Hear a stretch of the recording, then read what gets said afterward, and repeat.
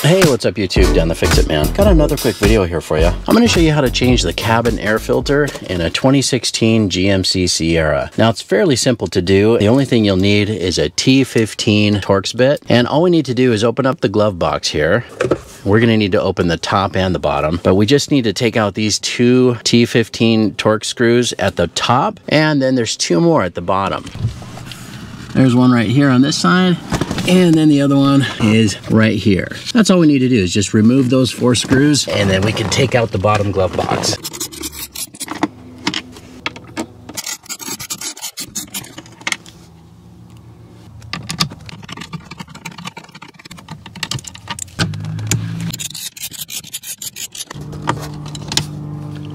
Okay, so with all four screws removed, this bottom box should just pull down and come out just like that.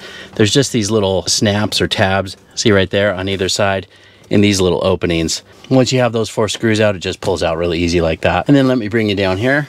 Okay, and then the cabin air filter sits behind this little plastic cover right here, and there's just these two little tabs up on the top. Just get your finger behind that and pull it down.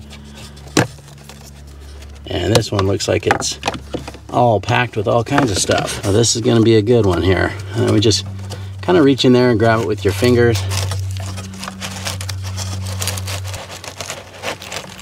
That's one of the worst ones I've seen.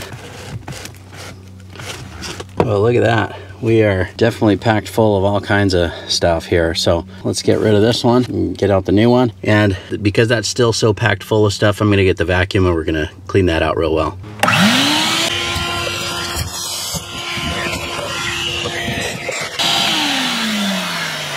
Cabin air filter I got here is the 4071. This is also a MicroGuard. Just picked this up locally.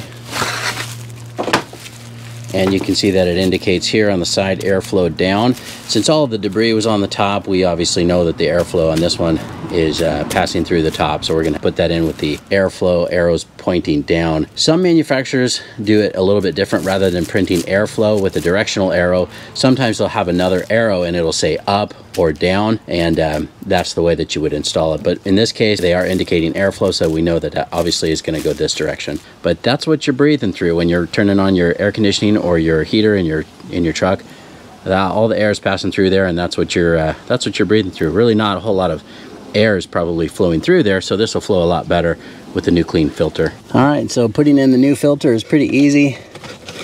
Just gotta put it in that same opening and press it in. And then to put this cover back on, you see there's these two little tabs at the bottom. Those need to go in these two little openings.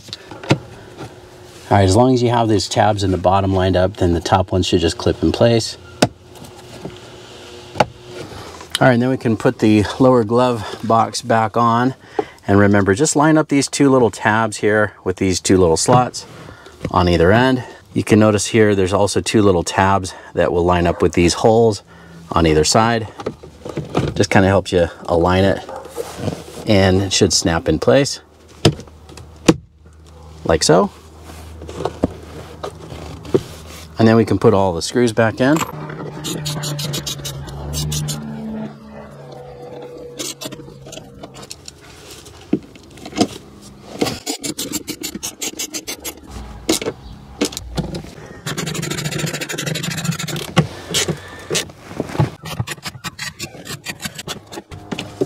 And you're done. I hope you liked the video. Please give it a thumbs up and subscribe if you don't mind. That does help me out. I'll get a link in the description where you can pick up a cabin air filter for your truck as well. Thanks so much for watching, and good luck.